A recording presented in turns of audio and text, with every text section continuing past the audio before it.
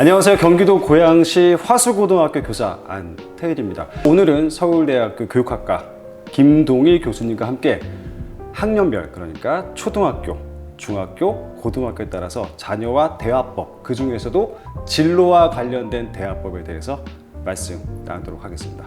교수님 안녕하세요. 안녕하십니까? 교수님, 우리가 초등학생들 같은 경우에 보통 우리가 저학년 친구들은 별 문제가 안 되지만 고학년 친구들 같은 경우에는 어린이라고 부르면 굉장히 극도로 싫어한다고 하더라고요. 자기가 어린이 취급받기 싫다고 하지만 근데 보통 우리가 부모님들이 아무리 봐도 애기들은 애기란 말이죠. 그런데 우리가 좀 더 우리가 교육심리학적으로 또 전문적으로 봤을 때 이 초등학생 시기 또는 어린이 시기 아이들의 어떤 발달 단계의 특징이 있다면 어떤 것들이 있을까요? 초등학교 학생이 되면 글쎄요, 유치원 부모들이 보기엔 다 큰 것 같잖아요. 네. 다 컸다는 표현이 어떤 면에서 맞는 것 같아요. 왜냐하면 뭐 인지적으로나 정서적으로 나름대로 독특한 발달이 있습니다. 예를 들면 저희가 이 시기가 어떻게 보면 생각을 깊이 할 수 있는 조작기, 인지적인 조작기라서 뭐 구체적 조작기라고도 부릅니다. 이게 피아제 얘기인데요.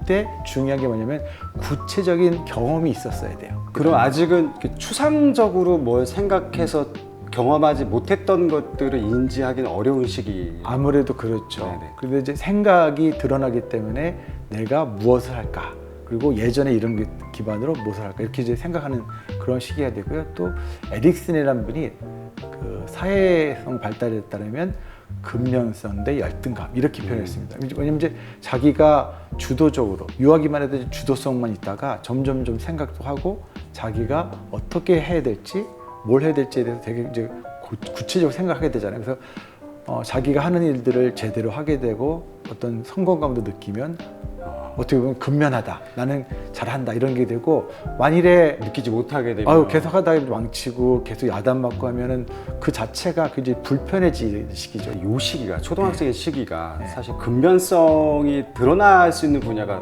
공부하고는 떼놓을 수 없잖아요. 이제 학업 어떤 경쟁에 들어갔기 때문에 더 이상 놀기만 할 수 없다라고 얘기를 많이 하는데요. 어린이도 중요하지만 초등학생의 관점에 봤을 때 이때 초등학생 시기에 달성해야 될 여러 가지 목표들이 있을 것 같습니다. 어떤 것들이 있을까요? 그러니까 사실 생각해 보세요. 초등학교가 유치원식 뭐가 다르냐?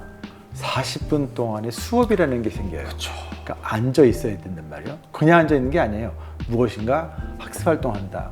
이게 사실 맨날 얘기하는 학습 습관이라는 게 이 40분이라는 거를 제대로 앉아 있고 그 시기에 어떤 태도를 갖추게 되는 건데요. 결국 공식적인 교육기관 다니고 어느 정도 인내력을 가지고 앉아 있어야 된다. 사실 이게 좀 어떻게 보면 어린아이들한테 부담이 되는 일일 수 있지만 이 부분을 익숙하게 하고 정리를 좀 하는 게 필요하죠. 그래서 주어진 어떤 과업, 이게 사실 학업이라는 게 공부만 하는 게 아닙니다. 그 시간까지 와야 되고 앉아 있어야 되고 어떻게 보면 서로 지시를 나누고 더 나아가서는 옆에 사람과 또 협력을 해야 되고 익히고 몸에서 그것들이 반응이 되도록 하는 건데, 어떻게 보면 그 룰을 실제로 체험하고 어떤 때는 또 다시 룰을 만드는, 사실 이게 중요하기 때문에 그런 소소한 거에 대한 성취감을 좀 느껴야 되는 것도 되게 중요한 것 같아요. 그리고 그것이 공부라는 것들이 이 시기가 바로 그 진로하고 연결되는 되게 중요한 접점이거든요. 자기가 꼭 해야 될 어떤 과업, 습관, 더 나아가서 어떻게 보면 내가 뭐하고 지내는지, 놀고 공부하고 이런 것들을 맞춰가는 것, 사실 그런 것들이 의미가 있는 것 같아요. 정말 그게 힘들 것 같아요. 왜냐하면 유치원 때 아이들의 어떤 그 유치원 생활의 대다수는 놀이잖아요. 근데 이 초등학교 오게 되면 이 학습이라는 영역, 물론 놀이 교육도 굉장히 많이 발달되긴 하지만 아이들이 이게 좀 적응하기 위해서 또 조화를 이루기 위해서는 또 어떤 또 달성해야 될 목표 같은 것들이 있을까요? 아이들 같은 경우는 자기가 갖고 있는 어떤 그 세계가 생겨요. 아이들의 세계. 이 세계에서 무엇을 할까?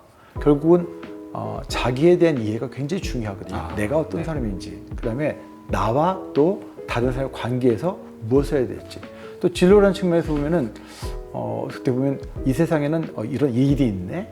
일에 대한 이해도 좀 갖게 되고, 그래서 이런 것들이 같이 엮으면서 자연스럽게 발달 과정에서 나타나는 것 같아요. 그런 면에서 초등학교 시기가 사실 저학년 시기, 중학년 시기, 고학년 시기 이렇게 나누잖아요. 그럼 초등학교가 갖고 있는 특징이라는 게 1학년이 좀 다르고 중학년이 다르고 왜냐면 이게 학습 내용이 달라져요.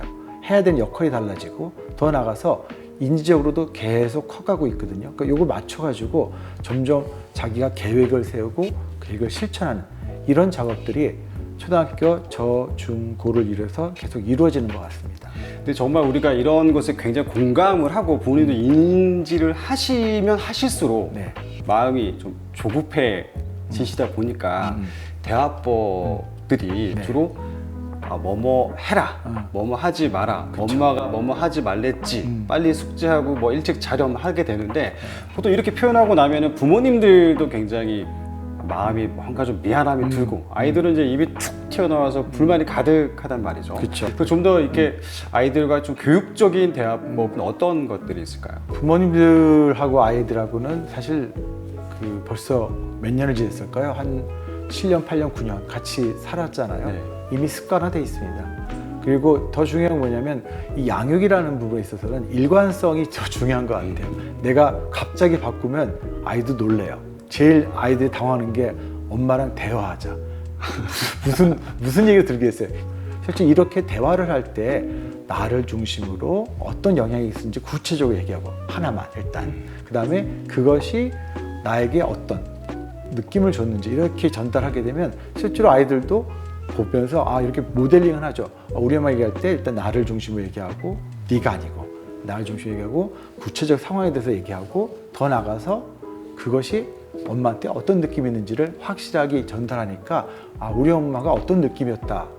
결국 그런 것들이 잘 전달이 되는 게 필요하다고 보거든요. 아이들의 상황을 구체적으로 묘사를 할 때 이게 아무래도 부모님 입장에서는 약간 좀 비난이라든가 어떤 책임 전가식으로 묘사를 하는 경우가 많잖아요. 그렇죠. 예, 그때 이게 예. 상황을 구체적으로 서술할 때는 어떤 점을 좀 조심을 해야 될까요? 그러니까 생각해 보면 우리가 어떤 그 행동에 대해서 평가를 하게 되면 아무래도 힘들죠. 서로. 그러니까 그 행동이 나쁘다, 좋다. 근데 모르겠어요.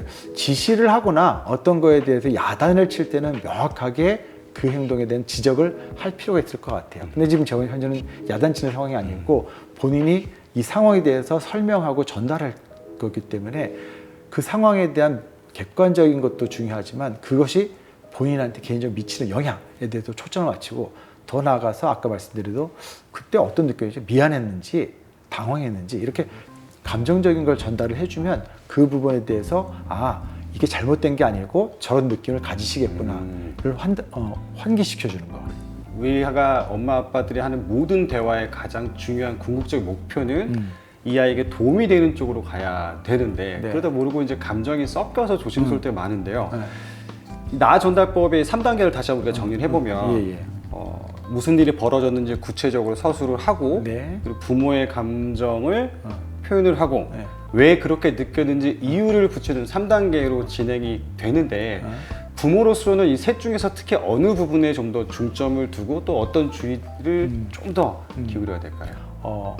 엄마가 아빠가 사실 너하고 얘기하고 싶은데 특히 어떤 부분이냐 지난번에 우리가 만났을 때 뭐 어떤 행동을 했단 말이에요. 그럼 그 행동에 대한 결과에 대해서 그러니까 너는 잘못했지 이게 아니잖아요. 그 행동을 하니까 실제로 많은 경우에 영향력이 뭐가 있을까. 그래서 사실 그 행동을 해서 엄마 아빠도 영향받고 예를 들면 어떤 친구도 영향받고 이웃 사람도 영향받잖아요. 말을 쿵쿵 띄워보세요. 그만둬가 아니고 사실은 얘기하고 싶을 때 앉아서 그럼 쿵쿵 뛰면 사실 이웃 사람들이 굉장히 불편해하잖아요. 그러면 그 불편해하고 힘들어하는 것 때문에 부모님 마음이 되게 불편하단 말이죠. 그러니까 결국은 이게 네가 잘못됐다는 거의 행동의 결과에 대한 뭐 지적질이 아니고 이것으로 인해서 여러 사람들이 어떻게 영향을 받고 그것 때문에 내가 어떻게 느끼는지를 한 단계 설명해 주시면. 그러면 그 초등학생 시기의 그 진로와 관련된 부모님의 네. 대화법에서 네. 끝으로 어떤 말씀을 드리고 싶으십니까? 어쨌든 초등학교 시기는 여전히 부모님의 생각들을 어떻게 보면 내재화하는 시기예요. 그러니까 너 커서 뭐가 될래? 의사요. 왜? 우리 엄마가. 대충 이런 라인이잖아요. 그러니까 초등학교 시기만 해도 이렇게 다른 사람, 특히 부모님들의 많은 것들을 이렇게 내재화해서 비판은 없이 받아들이고 있거든요. 이러다가 점점점 커가면서 본인이 무엇을 잘할까 하는 시기까지 가지 않습니까? 그래서 이 시기에는 여전히 부모님의 어떤 극단적인 평가, 비난이 어떻게 보면 영향을 많이 미쳐요. 두 마디, 세 마디 이어가려면 계속 물어보고 답하고 하는 과정이 있어야 되는데 그러기 위해서는 결국 자기의 어떤 생각들을 나누고 감정을 전달해야만 그 다음 대화로 이어지거든요. 결국 평가하고 비난하면 셧다운. 결국 이야기를 나눴으면 계속 나눌 수 있는 그런 빌미, 오픈된 것들을 제어하셔야 되는데 바로 거기에 어떤 본인의 생각, 그에 따른 감정 이런 것들을 잘 표현하시는 게 아이들과 이야기할 때 굉장히 좋은 모델링이 될 것 같아요. 네, 오늘은 서울대학교 교육학과 김동희 교수님과 함께 초등학생 시기의 자녀와의 진로 대화법을 함께 나눴습니다.